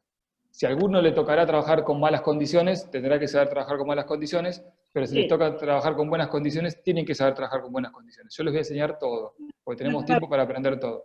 Así que tienen que saber todo el abanico de opciones. Yo he trabajado con una reposera, con una lucecita, raspando con una cureta, y logré la terapia básica, y tengo mi consultorio con un microscopio, y tengo una punta que es como una sonda, y trabajo de las dos maneras. En los dos casos el resultado final es el mismo, ¿sí? Ahora, si pueden, hoy la verdad que la instrumentación ultrasónica se volvió económica, hasta el punto de que es más económica que las curetas en algunos factores, porque una cureta hoy sale $45 cada cureta. Para tener un buen raspaje con un juego de curetas, tenés que tener 6 curetas para cubrir toda una boca, y eso se usa una vez por paciente, ¿sí? El ultrasonido, si bien es un aparato que tiene un costo que no es tan alto, las puntas no son caras, y realmente no es algo inaccesible desde los costos, ¿sí? Hoy, en su momento sí, había una diferencia muy grande, y era algo realmente caro, hoy no es caro, y está equiparado en costos con lo que es una cureta, hasta más bajo el ultrasonido. Pero no importa, es una discusión que tenemos nosotros los periodoncistas entre nosotros. Yo me formé con curetas, pasé de ser 100% cureta anti-ultrasonido a híbrido, y hoy estoy más en ultrasonido que en la cureta. Es un proceso que uno llega desde la clínica y llega desde la experiencia. No quieres, pero sé hacer las dos cosas, y he hecho 20 tratamientos periodontales en un día con curetas, y se puede hacer, pero hoy tenemos elementos que son más cómodos, ¿sí? Es eso, Está bien, uno tiene que evolucionar. tal cual. O sea, el Pero no teléfono. tiene que perder lo básico, como les enseñaba lo de las radiografías, que les expliqué cómo tomar una radiografía básica con una placa y un revelado, como lo que es una tomografía. Tienen que saber las dos cosas hoy, ¿sí? Ustedes están dentro de un grupo un poco más selecto, donde probablemente no tengan un poco más acceso a la tecnología, pero también si no lo tienen, o si el día se les rompió el cavitador, o tuvieron un problema, tienen que poder resolverlo sin el cavitador. Eso desde ya. No me permitiría que ustedes no aprendan a usar una cureta. Hacen una odontología más social. Por ejemplo, ya te digo, a la salita que una amiga mía que estaba ahí, la tía de la profesora de microbiología, yo le mando las puntas Morse, las curetas que ya no van más. Yo tenía cajas, ahora me doy cuenta que tenía tantas cajas que las estoy levantando y regalando. Así que ella no tenía ni siquiera para hacer un raspaje. Claro. O sea, eso también es una realidad. Yo pienso Sí. que ojalá tuvieran el microscopio como tenés vos, como yo te lo vi, con Sí. alto rayo que corresponde. Ojalá. Yo quiero que aprendan a hacer todo, que sepan todo, y que si les toca, tienen la suerte de poder trabajar en buenos lugares, que sepan trabajar, porque también si yo les enseño solamente a trabajar en una salita, y después ustedes un día consiguen la posibilidad de trabajar en un buen lugar, y ustedes no tienen la formación, se van a quedar afuera de ese trabajo. Entonces están las dos cosas. Las dos cosas. Ujú, Claro, exacto. todo va evolucionando. Exacto. La idea es que tengan lo más amplio posible de la paleta de opciones. Bien, el objetivo de la instrumentación periodontal es, por supuesto, resolver la inflamación y eliminar la bolsa mediante la retracción, ¿sí? Y generar una superficie dentaria biológicamente apta para la adaptación epitelial, ¿sí? O la unión epitelial, o como lo quieran llamar. Lo que vamos a hacer es, nosotros tenemos una bolsa, como se ve acá, donde tenemos una superficie, esto obviamente ya es una periodontitis, tenemos una bolsa verdadera, porque hay una migración apical del epitelio de unión, con pérdida de inserción, acá están las fibras periodontal se han roto, y hay una pérdida ósea. Entonces tenemos una bolsa. Las condiciones microbiológicas de acá, ¿cómo son? ¿Qué bacterias va a haber acá adentro? Anaerobia. Son anaerobias, ¿sí? ¿Por qué son anaerobias? Si yo esa bacteria que está acá, la pongo acá arriba, ¿sobrevive esa bacteria? No, bueno, No, tiene porque no tiene presencia de las oxígeno. condiciones adecuadas para sobrevivir, ¿sí? Como una planta, que, por ejemplo, yo les digo un cactus. Un cactus ustedes lo ponen al sol y puede estar un año al sol sin agua y va a sobrevivir, ¿sí? Porque está biológicamente adaptado a esa situación. Ahora, si yo pongo en ese lugar un helecho chiquitito que está pensado para estar en un lugar donde no hay sol, ¿cuánto va a sobrevivir al sol? Nada. Al otro día se te secó y se murió, porque no está biológicamente preparado para eso. Las bacterias son iguales, se comportan de la misma manera. Si vos tenés condiciones favorables, van a crecer las bacterias correspondientes a ese medio. Si el medio es anaerobio, vas a tener bacterias anaerobias. Por eso lo que nosotros tenemos que hacer es modificar el medio. ¿Cómo lo modificamos? Primero que se desinflame el tejido. Eso lo logramos retirando bacterias. Al sacar las bacterias del lugar, se va a desinflamar. Y el otro factor que va a ser efectivo es que la bolsa se va a cerrar. Entonces, al cerrarse la bolsa, no va a haber más un medio anaerobio. Y ese cierre se hace a expensas del epitelio y a expensas de la retracción, de la recesión, ¿sí? Por eso, si ustedes miren acá, el margen gingival está acá, y en la curación, el margen gingival está acá. Tuvimos una recesión gingival, ¿sí? Entonces, la bolsa se achica no porque yo gané, sino porque se retrajo, ¿sí? Al retraerse la encía, la bolsa disminuye su profundidad. Entonces, las condiciones microambientales dentro de esa bolsa cambiaron. De hecho, ya no es más una bolsa, la consideramos un surco, ¿sí? Donde está el epitelio de unión en condiciones normales, ¿sí? Pero la consecuencia fue la retracción y el cierre. Ok. Después esto obviamente lo tenemos que mantener. Si nosotros no mantenemos limpia esta zona, las bacterias se van a volver a meter y van a volver a formar una bolsa. Por eso es importante la terapia básica, el raspaje y el alisado radicular, y después el mantenimiento, que es la etapa que viene posterior. Esa es la superficie contaminada, que nosotros lo que tenemos que generar es una superficie biológicamente apta para que eso suceda. Piensen que la dentina tiene el cálculo, tiene las bacterias y las toxinas de las bacterias. Es una cosa totalmente sucia. Es inviable que el tejido blando se vuelva a unir otra vez a esa situación. Entonces lo que nosotros tenemos que generar es una superficie apta. ¿Cómo lo logramos? Primero sacando las bacterias, sacando el cálculo, y en algunos casos, de ahí viene lo que es el alisado radicular, sacamos una pequeña capa del cemento o de la raíz para dejar una superficie prácticamente estéril o limpia que permita una convivencia correcta entre el epitelio y el diente, ¿sí? ¿Está claro esto? Tenemos que preparar la superficie radicular para la curación. Si la superficie radicular queda con cálculo, con bacterias, la bolsa no va a cerrar, ¿sí? A veces nos pasa que no llegamos, porque hay lugares muy inaccesibles donde no nos permite limpiar bien y nos queda cálculo. En ese caso lo que tenemos es una bolsa residual. Eso lo vamos a evaluar cuando hacemos la reevaluación, que es a los 30 días de haber hecho el raspaje. Hay como distintas zonas, estas son las zonas de Radcliffe, eso no es que necesito que lo sepan de memoria, pero sí que lo vean. Está la superficie, la zona A, que es la superficie del esmalte, la zona B, que es el cemento expuesto, la zona C, que es el epitelio de unión, y la zona D, que es la unión conectiva, ¿sí? El periodonto de protección, ¿sí? Cómo funciona cuando está en un proceso de inflamación. ¿Qué necesitamos modificar nosotros para que esto vuelva a la normalidad? Por supuesto, tiene que estar limpia la superficie B, que es la superficie de la raíz, donde vamos a hacer raspaje y alisado radicular. Sí, estoy siendo muy clásico, ¿no? Estoy explicándolo, esto es el mismo discurso que tenemos de hace, no sé, 50 años. Básicamente lo que haríamos es limpiar la superficie radicular, sacarle el cálculo y hacer un alisado. Dejar una superficie lisa y limpia que permita la unión. En el esmalte no hacemos alisado porque es esmalte, es un tejido totalmente mineral. Lo que hacemos es remover el cálculo de la placa, ¿sí? No se hace alisado. El alisado, cuando yo le pregunto dónde hacen raspaje alisado radicular, solamente las periodontitis, porque es donde está expuesta la raíz. Si ustedes me dicen, yo hice raspaje alisado radicular en una gingivitis, te voy a decir, no, hay algo conceptualmente que está mal. Una gingivitis no está expuesta a la raíz, ¿sí? En una gingivitis, cuando trabajás sobre el esmalte, es un raspaje, y cuando trabajás sobre la superficie radicular, se puede hacer un raspaje y un alisado, ¿sí? Radicular. Un sinónimo de raspaje sería el debridamiento, que es un término más moderno de lo que es la remoción de la placa y del cálculo. ¿Estamos bien acá? O sea, que vamos a trabajar sobre la zona B. ¿Qué vamos a encontrar en la zona B? Vamos a ver distintos cambios. Hay cambios estructurales, cambios químicos y cambios infecciosos. Lo que vamos a tener es, a nivel estructural hay zonas de desmineralización, la superficie queda desmineralizada, o sea que queda el colágeno del cemento y de la dentina expuesto. Hay zonas que están remineralizadas porque por ahí esa zona ya estuvo expuesta previamente y se vuelve a mineralizar. Hay reabsorciones lacunares, unos gránulos, no importa esto. Cambios químicos, hay alteraciones de la composición química de la superficie de la dentina o del cemento. Y infecciosos, lo que vamos a tener es, muchas veces hay caries, puede aparecer caries radiculares, y las toxinas que quedan dentro de ese colágeno.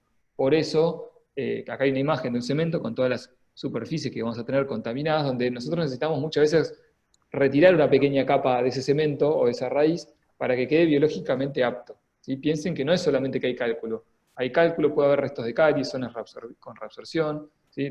Todos estos factores que están acá, lo que nosotros vamos a tener es una superficie que no es compatible con la salud. Entonces, el epitelio no se va a adherir ahí si vos no le dejás una superficie apta. Por eso el raspaje es tan importante, porque nos permite dejar una superficie compatible con salud. ¿Sí? En la dentina vamos a tener distintos cambios, hay barro dentinario, reabsorciones lacunares, acá hay unas imágenes de microscopio de barrido. Acuérdense que a diferencia del esmalte, que es prácticamente impermeable, en la superficie radicular tenemos los túbulos dentinarios, las bacterias se meten ahí, se meten las toxinas, y está sucio. Por eso, esto es un planteo por ahí un poquito más antiguo, pero es válido, que lo que se hace es sí o sí tenemos que sacar como una pequeña capa de la última superficie, de la superficie contaminada, para que sea una superficie biológicamente apta. ¿Sí? Eso estamos hablando de la cureta, raspaje alisado radicular, que es una hoja que lo que hace es corta y saca una pequeña porción de la superficie dentinaria. ¿Sí? Es muy efectiva. El raspaje y alisado radicular con curetas es muy efectivo. Da muy buenos resultados, es excelente en cuanto a su resultado. ¿Sí? Por eso lo van a aprender y lo van a hacer. El objetivo del raspaje alisado radicular es crear una superficie lisa y dura, una superficie dura, o sea, si es dura es que está mineralizada, biológicamente apta para la curación de la bolsa periodontal. Ese sería el objetivo principal del raspaje. Raspaje es la eliminación mecánica de la placa bacteriana y el cálculo supra y subgingival. Eso sería el raspaje. El alisado es una función distinta que la que se hace sobre la raíz, nada más, se llama alisado radicular, es la eliminación de cemento y dentina infectada, devolviendo una superficie radicular lisa, ¿sí?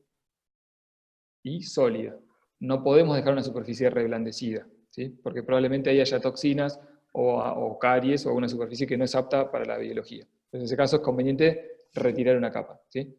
¿Qué pasa? El raspaje excesivo sobre la superficie radicular trae consecuencias porque desgasta la superficie. Porque no es una superficie que después se va a renovar.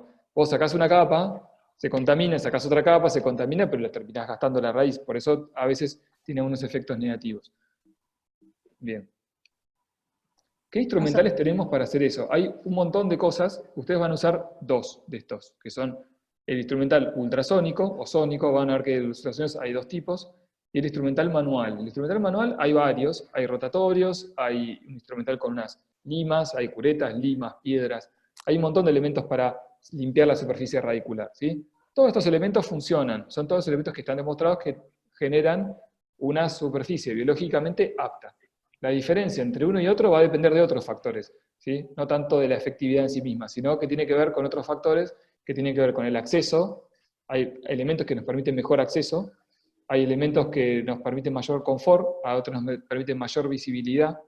Unos desgastan más la superficie que otros, por lo cual para algunas situaciones es mejor y para otras no. Por eso cada elemento tiene sus ventajas.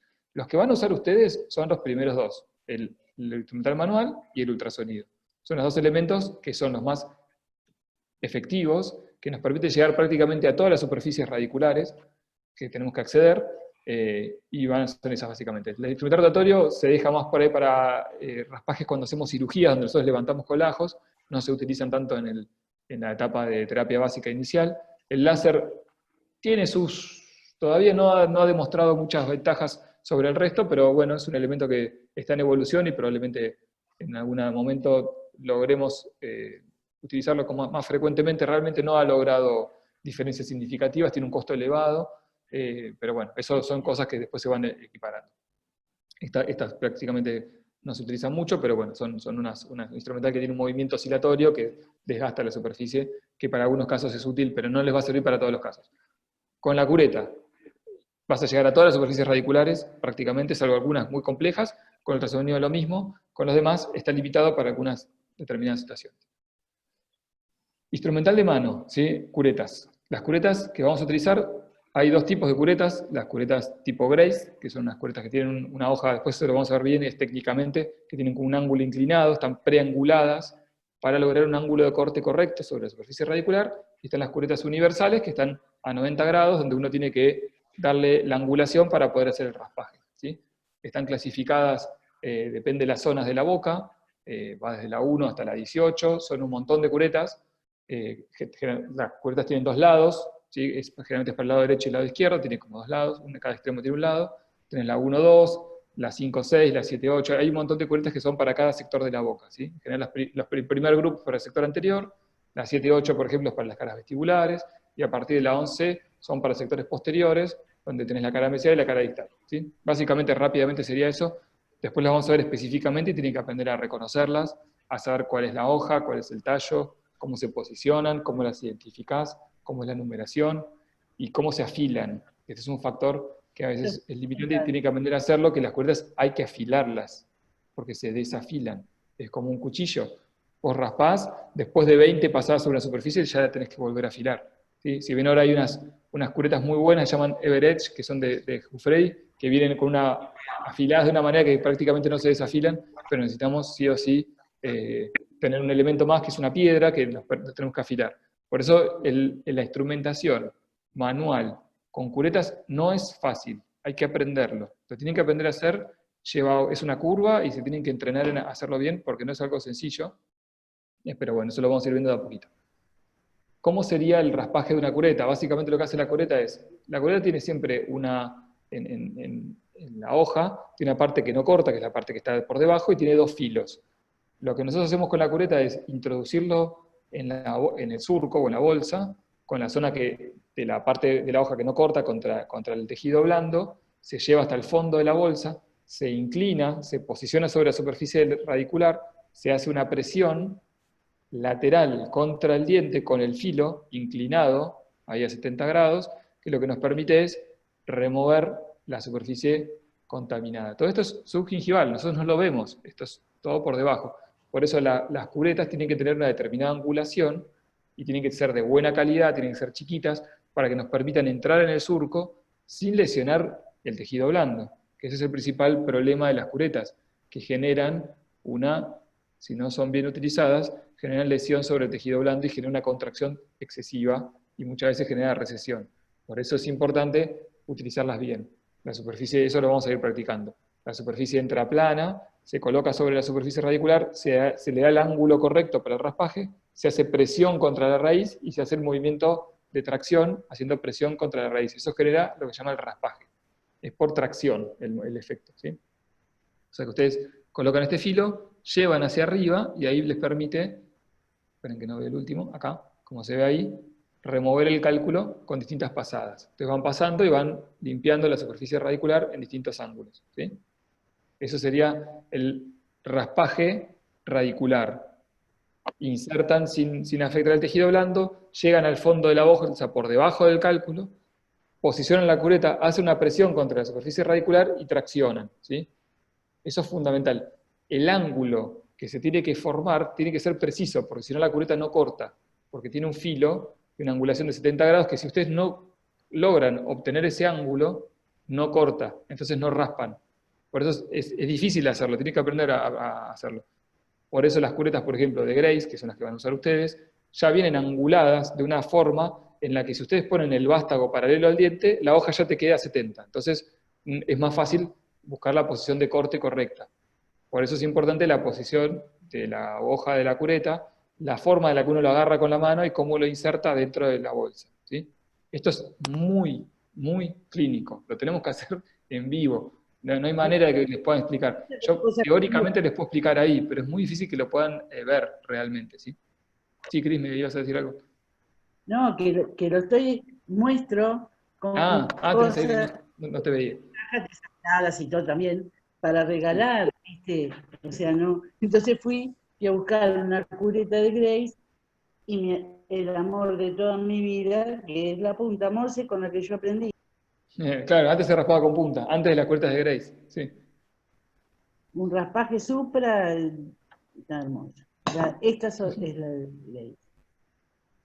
Sí, ahí no se ve igual. Bueno, Sí. después se la Ahora, muestro. ¿ustedes ya tienen curetas o todavía no compraron instrumental? No, ellos no compraron. No tienen nada todavía.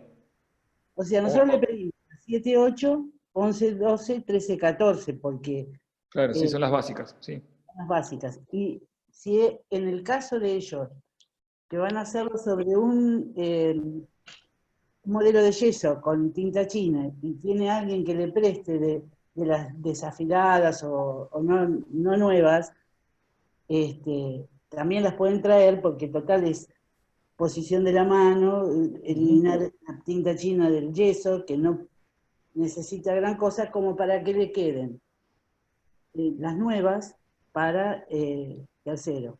Sí, vamos a ver si podemos armar, tenemos que organizarlo, pero estoy viendo si puedo hacerles alguna especie de workshop o algo en vivo donde ustedes puedan ver cómo agarrar el instrumento, así van practicando, por lo menos para que tengan una introducción de cómo sería el raspaje y cómo se posiciona la cureta en cada zona. Pero bueno, después vamos a ver si podemos hacerlo de esa manera. Si vos necesitas algún modelo grande, la facultad nos daba los modelos para hacerlo sobre esos. Claro, sí, podemos conseguir, pero bueno, voy a ver si hago algo con lo que tengo acá en el cónsul y armamos algo así, aunque sea con dos imágenes, hago otro Zoom paralelo y tengamos un video y una imagen. Pero bueno, después lo vemos. Sí. Sí. Sigamos así terminamos por lo menos con esto que es conceptual.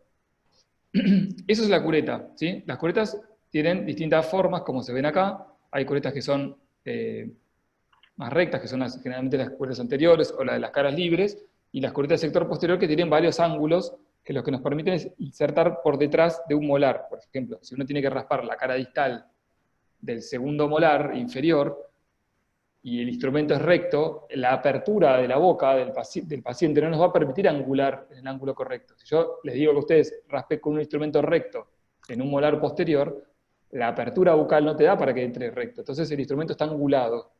Por eso es importante que ese ángulo es más pronunciado cuanto más posterior es el lugar de raspaje. Por eso hay curetas que están hechas para distal de los molares, que tienen toda una angulación como las que se ven acá, ¿sí? Donde esas curetas tienen un ángulo y un segundo ángulo que les permite entrar por detrás. Si no, no podrían llegar a raspar por detrás. Tendrían que entrar desde arriba y no les da el ángulo. Pero eso lo vamos a ver después clínicamente. Por eso está bueno que primero raspe con el modelo, pero después raspe en un modelo donde tengan los labios, porque el raspaje vertical es muy fácil, lo difícil es raspar en la boca, que tiene un ángulo más complicado. Igual primero, obviamente, para entenderlo, lo van a tener que hacer sobre un modelo, obviamente sin labios. Bien, eso es el... Estas son las adaptaciones que hicimos por la pandemia, pero nosotros lo hacíamos como trabajo práctico, que personalmente, y ellos raspaban y eliminaban y veían reconocimiento de distintos instrumentales que vos se los dabas, ellos los compraban, ¿viste? Pero bueno, hay que arreglarse. Sería lo ideal. Yo calculo que por ahí, aunque sea más a fin de año, aunque no tengamos pacientes por ahí que puedan ir, aunque sea a la facultad y podamos hacer aunque sea un workshop o algo entre nosotros, ojalá que este año por lo menos alguno podamos hacer. Si no, bueno, lo haremos en forma virtual y el año que viene tendremos que hacer todo lo clínico juntos.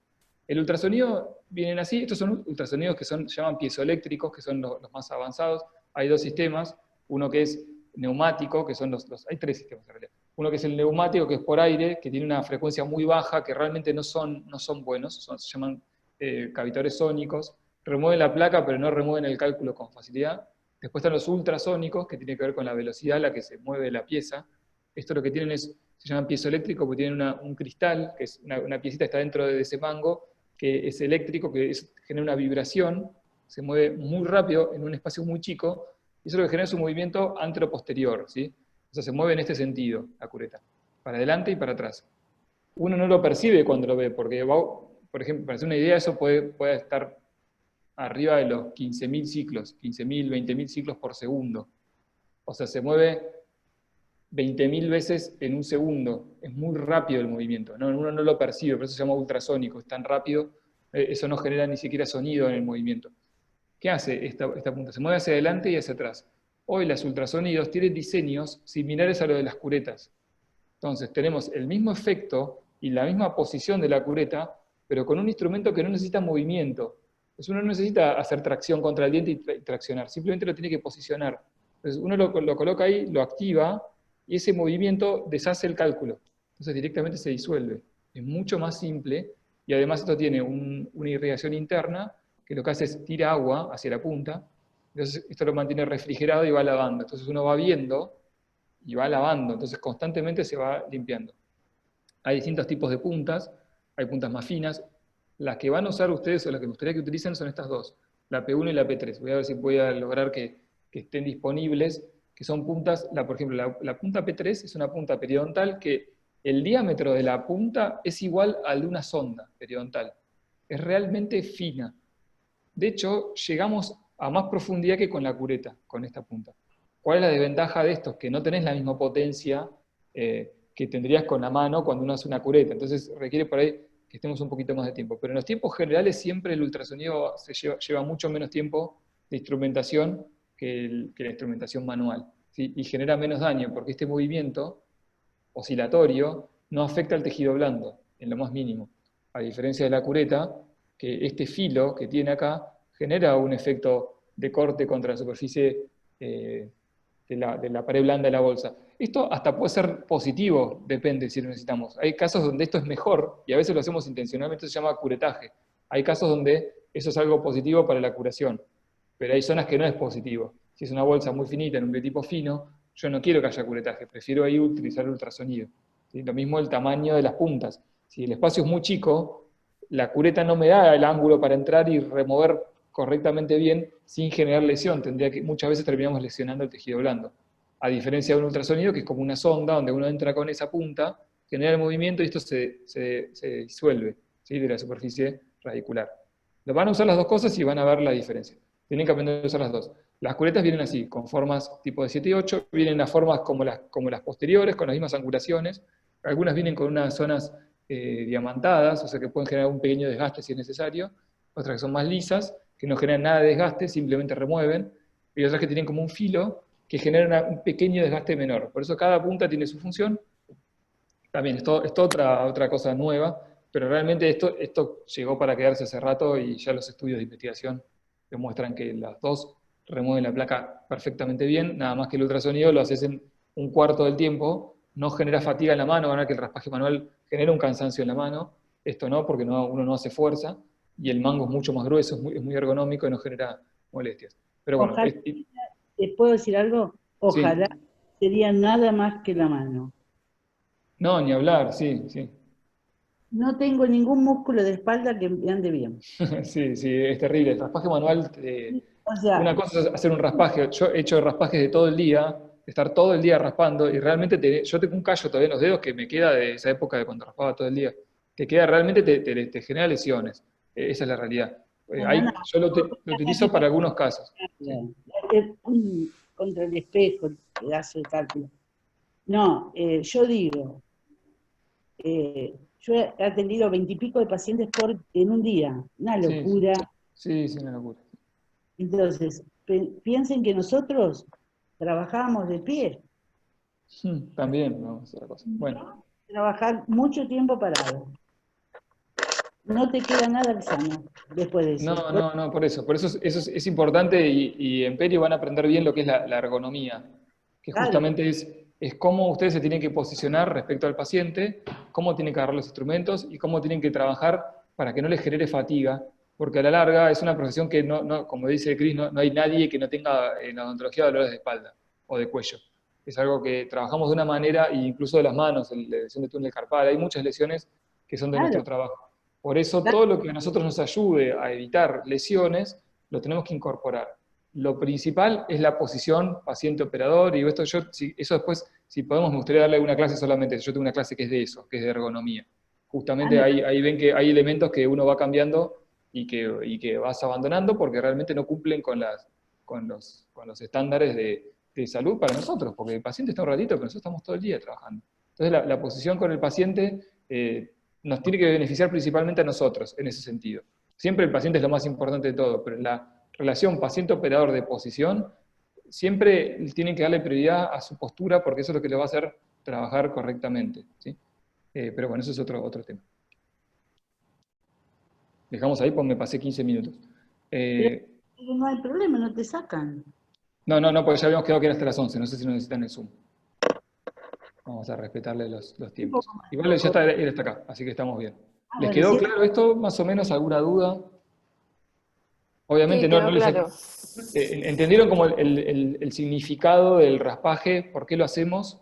Y bueno, y que están estos elementos que después los vamos a ir viendo que yo quiero que los aprendan a utilizar todos. 80% de los pacientes con raspaje.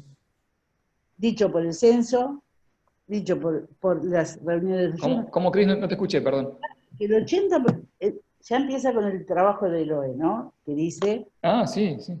el 80% de los pacientes lo puede solucionar con raspaje alisado Con radicular. raspaje, solo raspaje, sí, sí, sí. Bueno, yo digo radicular porque en general son lesiones más En general son radiculares, sí, no, pero es así. Si ustedes hacen la terapia, a ver, esto por eso yo les mostré ese primer trabajo de Access on Linde que les mostraba del mantenimiento a los 30 años.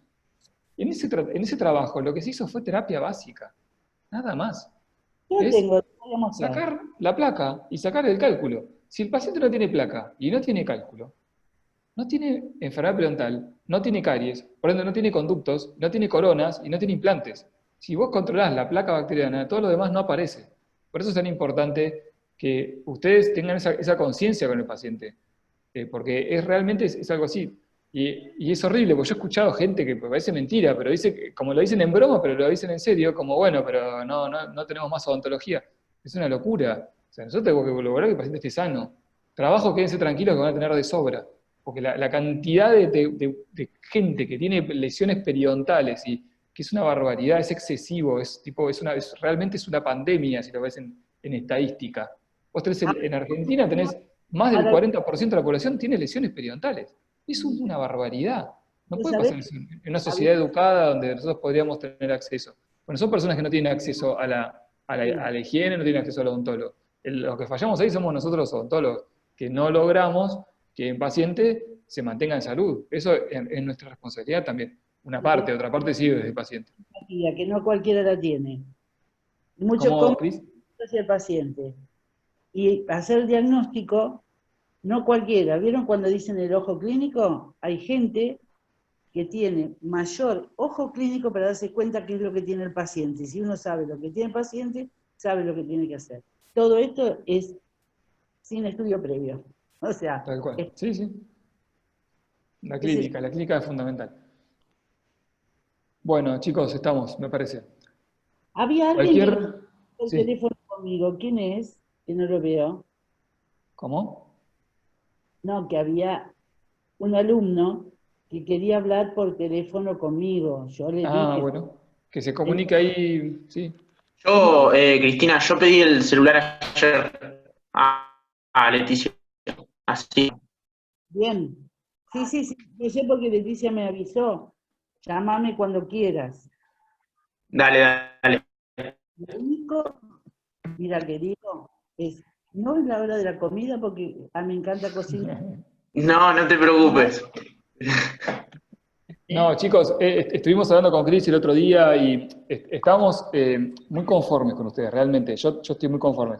Las evaluaciones que nosotros hacemos a nivel intermedio es para poder nivelar y saber dónde estamos parados. No tiene una función de aprobar, desaprobar. Si bien tiene notas, nosotros se los pasamos, quiero que les quede claro eso, porque la idea es que aprendan y nosotros tenemos que saber, porque es muy difícil, es más fácil saberlo cuando nosotros los vemos y participamos que acá.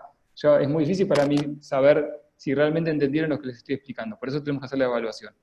Pero por ahí si alguno ha desaprobado o sintió que no llegó, yo estoy conforme de que vi realmente una respuesta muy buena, porque realmente en serio estoy sorprendido y lo hemos hablado con los chicos de la cátedra, y realmente me parece que haber tenido en segundo año, solamente mediante este elemento virtual, que hayan respondido lo bien que respondieron y lo que han entendido de la periodoncia, yo estoy sorprendido, en serio, estoy agradecido porque realmente veo que están haciendo un esfuerzo que es difícil, porque están solos, están en su casa, no ven, estamos todos igual, no tenemos vínculos con nadie, y que hayan podido responder bien, está muy bien. Así que yo eso les quiero agradecer, y me parece bien que hables con Cris, y lo que necesiten hablar, siempre estamos abiertos. Acá esto no es un espacio donde van a encontrar barreras. Acá ustedes pueden hablar sin ningún problema, y si algo no les gusta o no entienden o creen que no llegan estamos disponibles para lo que quieran. Así que la pueden llamar a Cris o me pueden llamar a mí, no hay problema. Está abierto. Vos llamame a mí porque yo te voy a esperar. No a la hora de comer. No a la hora de la comida. Pero yo es el que no veo, porque no lo veo, ¿no? No estás en la favor. Sí, sí, estaba por ahí. ¿Eh? Creo que no tiene Sí, nombre. no, Ahí sí. no está bien. Bueno, llámame cuando quieras, no hay problema. Dale, chicos, nos vemos la próxima. Gusto asiático. Próximo. Adiós. Chao. Nos vemos. Bueno.